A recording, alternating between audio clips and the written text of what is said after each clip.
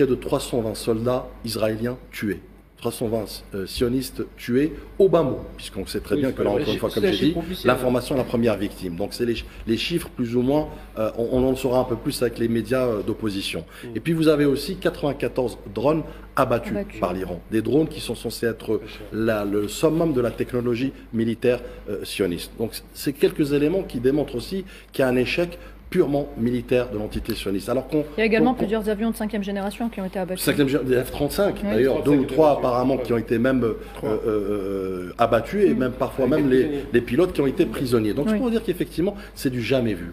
Et quelques autres éléments chiffrés, plus de 3500 projectiles ont été, se sont abattus sur les territoires occupés, à plus de 1000 notamment 1000 fois le dôme de verre, je dis bien le dôme de verre et non plus le dôme de fer. Il s'est brisé en 1000 morceaux. Et qui a démontré ses limites, qui a démontré ses limites. Mais encore une fois, aujourd'hui, l'Iran était entré dans une guerre d'usure. Elle a su le faire par le passé, elle saura le faire encore.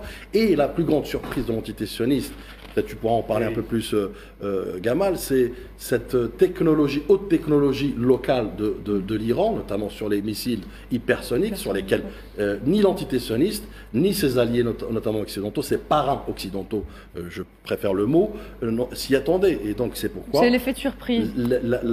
L'entité sioniste, aujourd'hui, on peut dire qu'elle a été sur une crête, notamment en matière de son existence.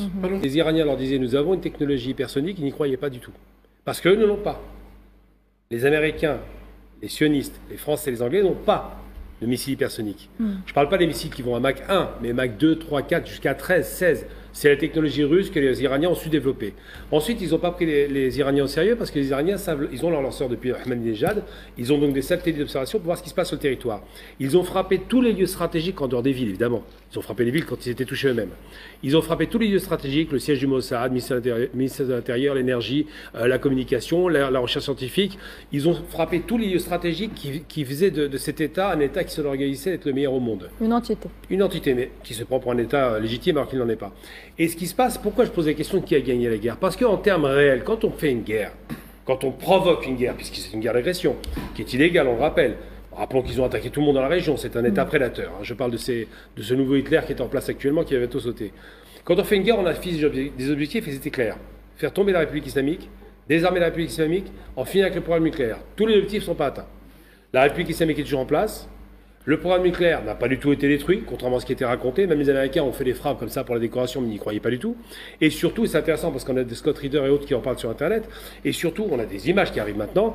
En dépit, la vérité était la première victime, effectivement, des images censurées parce que l'État sioniste était en panique. Ces citoyens filmés, diffusés. On voyait du Gaza en plein Tel Aviv, ce qui est extraordinaire. En dépit de tout cela, on se rend compte que la résistance palestinienne et tout l'axe de la résistance a été frappé durement, mais a résisté jusqu'à aujourd'hui. Les Palestiniens résistent, pour donner un chiffre, il y a 4 jours, 7 Israéliens sionistes tués dans un char Merkava, par un Palestinien, un combattant. Et en plus, le Hezbollah n'a pas répondu aux attaques alors qu'il pouvait le faire. Il a laissé le, entre guillemets, parrain iranien, parce qu'on peut parler de parrainage, agir, et il y a eu près de 2000 missiles qui ont frappé le territoire occupé de Palestine. 2000 missiles qui ont donné quoi? Qui ont fait trembler la population sioniste en l'occurrence.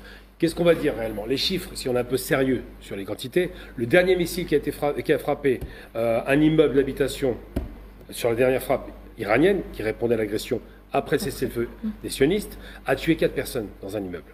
Comment on peut imaginer le chiffre ridicule de 30, 50 personnes? Ils donnent des chiffres qui ne veulent rien dire.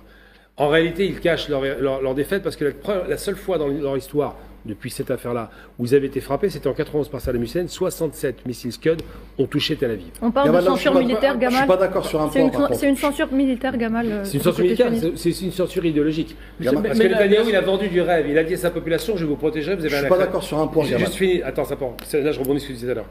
Dôme de fer a fondu en du verre, c'est vrai, c'est bien de le dire. Il leur a vendu la sécurité, ça n'a pas marché. Aujourd'hui, toutes les villes ont été frappées et la question de l'existence des sionistes, c'est la négociation qui va être imposée par Netanyahu.